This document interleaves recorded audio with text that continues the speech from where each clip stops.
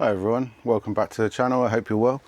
I was just filming a few bits and pieces in the van to send to our main dealer to get some repairs booked in, and I realised I'd completely forgotten to make a video about the upgrades that we'd done with the solar system. I know some people have been curious, or when I've mentioned it, they've sort of wanted a similar system, price-wise and everything. So I thought I'd just do a little quick video and just show you exactly what we've got. So space was limited in here for putting the battery and all the equipment in. So what we actually did, we removed one of the agouti seats that goes underneath the left-hand sofa in the van, just to fit everything in, which was quite convenient because that's where the hookup point is. It's close to where the leisure battery was originally, underneath the passenger seat. And we don't use the seats at all, so it's kind of a wasted bit of space. We still kept the seat, obviously, we can put it back in if we need to, but we'd obviously have to take all of this out. The other thing was the actual seat itself forms the base of the sofa, so I had to just knock up a quick little framework on the inside with a plywood panel to put over it that you can see I've got stood up there. So anyway, getting into it, we've got a 480 amp hour Fogstar battery. Really good actually. They come highly recommended, and we've certainly not had any issues. I think we're on cycle number 32 and we had this fitted at the end of January, so not very bad at all really. We can do a good 4 days without running the engine, without any solar, and that's using an air fryer or a microwave, you know, plugging the laptop, phones in, TV. We even had a projector in here, all sorts of stuff really. So yeah, 480 amp hour, really good. Got the main reset switch down there to power off. We've got a smart Mppt controller down there, which is for the solar. That's a 150. Then we've got the 30 amp DC to DC charger, so that charges the battery off the alternator when the engine's running. Not entirely sure what all of this stuff is, but I'm sure it's probably just wiring and safety equipment. We've got the smart charger for when you plug in your hookup outside. These systems get a bit confused when you've got the hookup plugged in, because when you're running off the battery and the inverter, it's kind of tricking the system so that your plug sockets work. So it thinks you're on hookup. So when you plug the hookup in as well, it doesn't like it. It makes a noise. So they fitted a switch here, so when we're hooked up on the outside you just flick it down, and when you're off hookup and off grid you just flick it up. And we got them to fit an extra plug socket down here, which is really handy for the vacuum cleaner. This is a hole where the lever used to be for raising and lowering the seat. We've got a 3000 watt Renogy inverter, which is brilliant. We can have a normal kettle, a normal microwave, a normal air fryer, all running at the same time. I think only once we were in, I think, Lanzarote, and it was about 33 degrees. It was roasting hot. Amanda was cooking something, and it tripped out, and that's literally the only time that we've had any problem. So yeah, not a crazy setup really. Inverter, hookup charger, DC to DC alternator charger, solar panels, controller, and then the battery, and then everything that comes with it. This is the original Bailey system. We had a plug socket put on here with the switch for the charger. Then we had this fitted up here. This is a switch for the inverter, so we just switch that on, and as soon as you switch that on, all the plugs work everywhere. One of the issues that we had in the van was the lack of plug sockets really. We got 2 sockets in the kitchen down here, both underneath there, and then we got 1 socket up here with the cigarette lighter type socket. There is one in the garage, but the one in the garage is kind of pointless.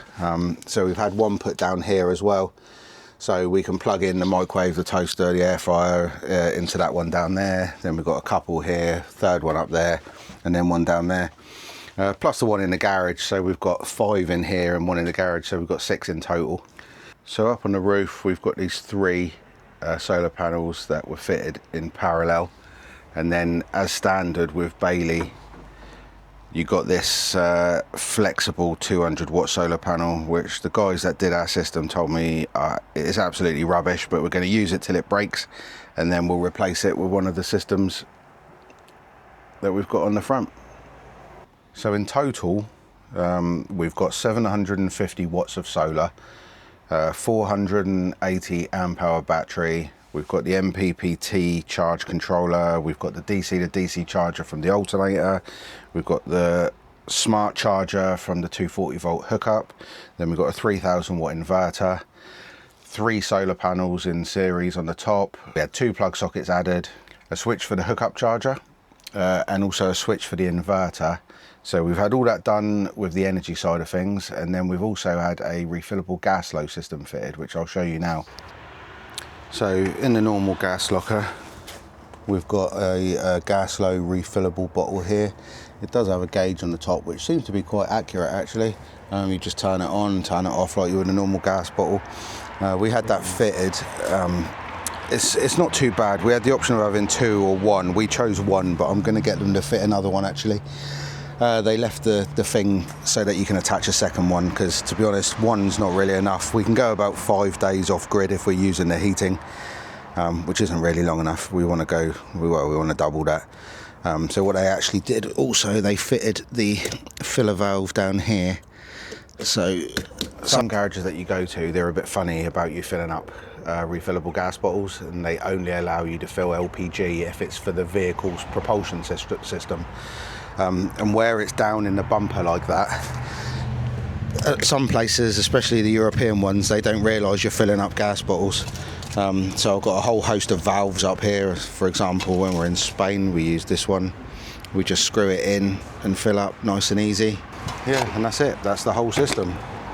So that's it. That's our whole setup. It's nothing crazy, but you know, we can do, pushing it, we can do at least a week off grid without driving, without any sun, without filling up the gas, which is usually enough.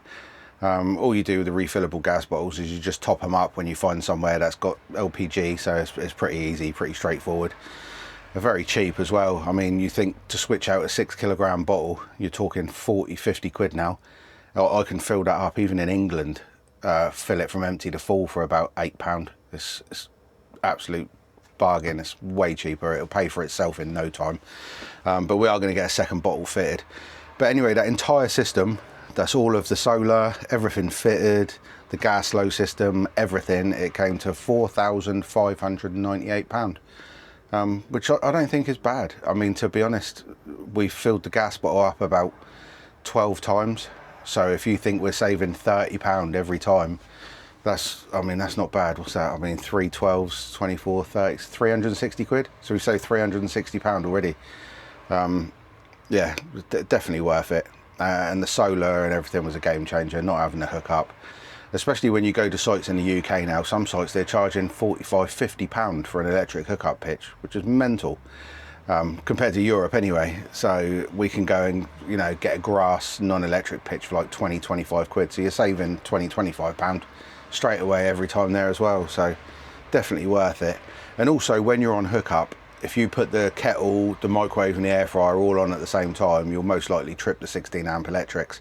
But we just flick the inverter on and she can basically use everything without a problem. Well, thanks for watching. I hope it's been useful for anyone that's thinking about having some sort of setup done. I mean, if you're interested in the contact details for the place that had this done, let me know. The company's in Dorset.